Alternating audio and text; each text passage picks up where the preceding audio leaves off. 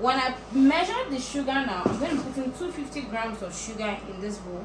I don't need to get another container to measure butter and then pour it, because some might be stuck on the butter on the bowl and it won't give me an accurate result. So what I'll do is, now it's on 0, I'll take my sugar and always try to put your sugar first before you put your butter. That way you avoid having splashes immediately you start working with it. So now this is the sugar. I'm going to be putting 250 grams. I hope this is enough. So that's 252. I just take out the excess. I'm very particular about exact measurements. See, so if I was using an analog scale, I'm sure you know that I won't see that. So this is 250 grams. So because I want to measure my butter that is 227 grams now, I'll just simply turn it off again and put it on again, and then it goes right back to 0 again. See, so it's as good as I'm just using it. So now I'm going to be working with the butter. I'll show you what the butter looks like. See, really not too yellow. See, that's what I use. So I'm working with 227 grams, so that's the first one.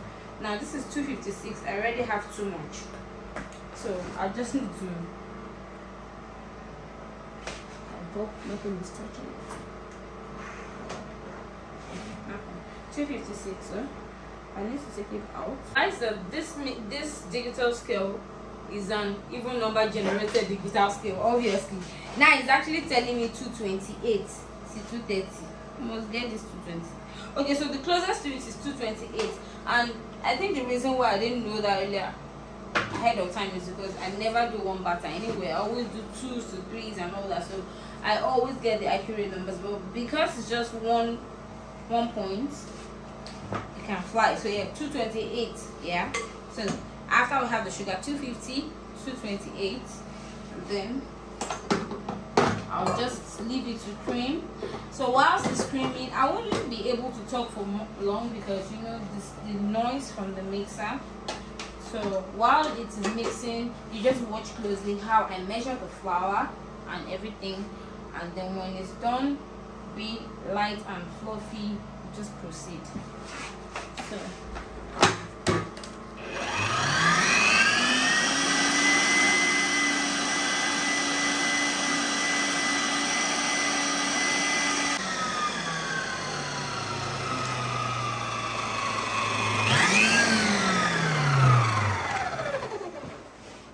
So it's technically done now, but I will still just put it on for about a few more minutes. But I want to measure the dry ingredients just so that you can hear me very clearly. So now let me just measure the wet ingredients. I did 1 cup of milk.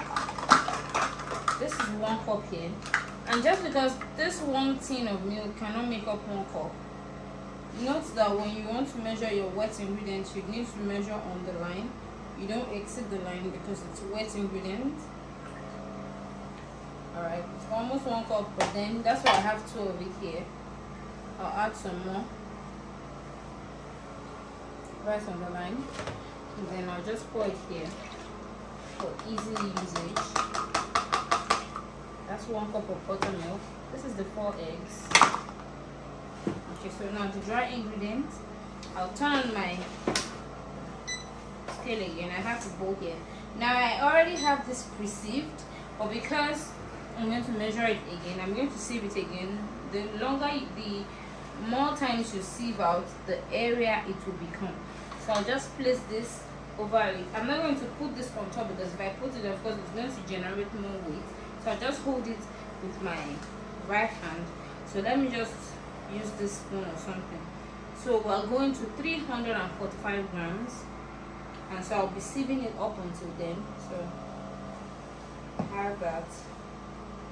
We're almost there now.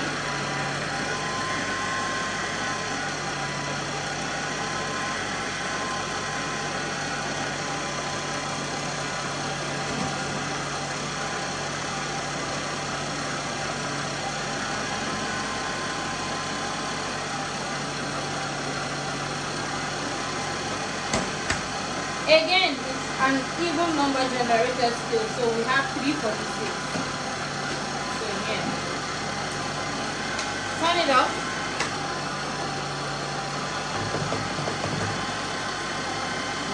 goes over it now. Now I'm not scaling anymore, so I've turned off the digital scale. Then next goes in the baking powder. 1 tablespoon of this baking powder goes right in.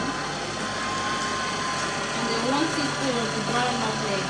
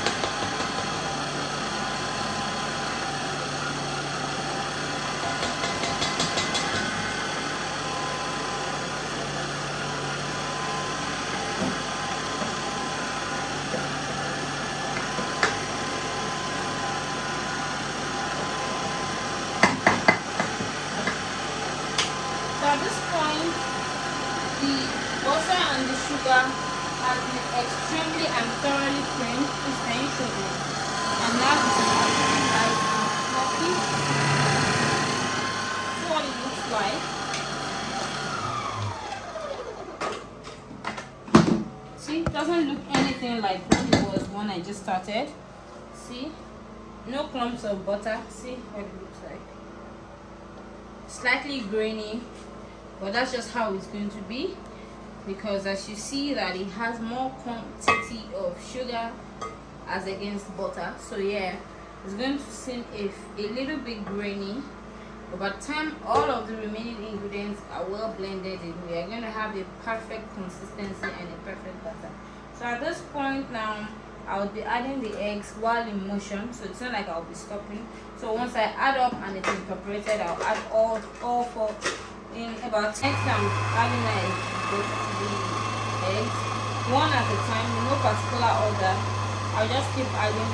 After each incorporation, I'll add the other one. So it's all done.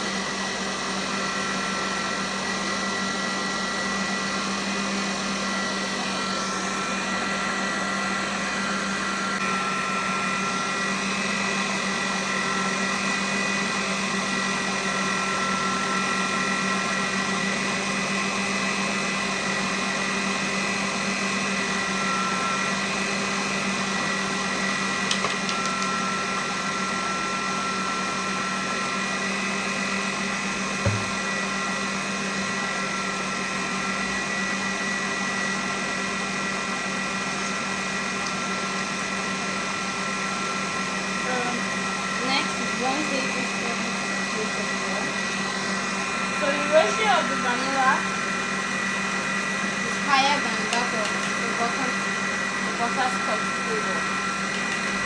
It's like a 2-to-1 ratio. After doing this, I just need to start adding my dry ingredients. So at this point, I'll take this out, cut it off. Scrape the sides just a bit, just to make sure that everything is well incorporated inside. So after doing that, I'll add the first addition of flour in no particular measurement. Just ensure that it enters into the batter 3 times. You need this splash guide at this point so that you don't create a mess in your bakery.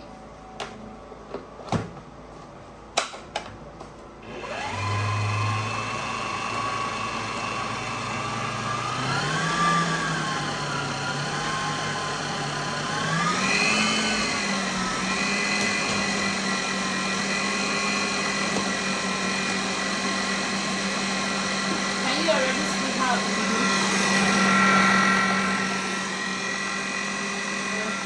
We have the first batch of milk going in now.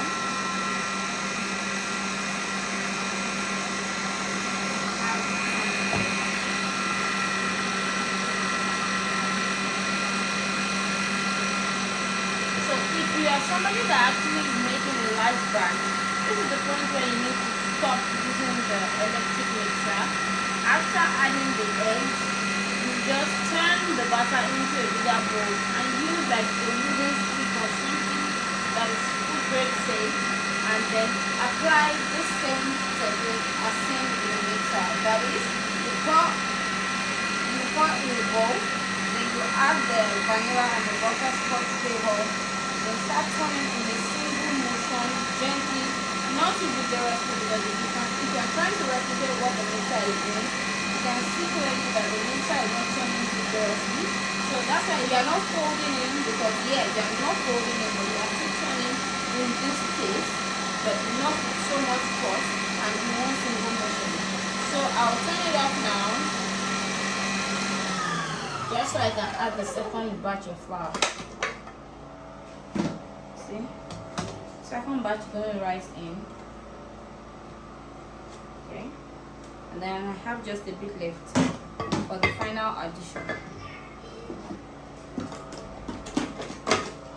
Aside from messing up maybe your walls or the table with flour, if you don't use a splash guard, it's always better you use it so that you don't have any bit of flour wasting, because you know everything is on strict measurement.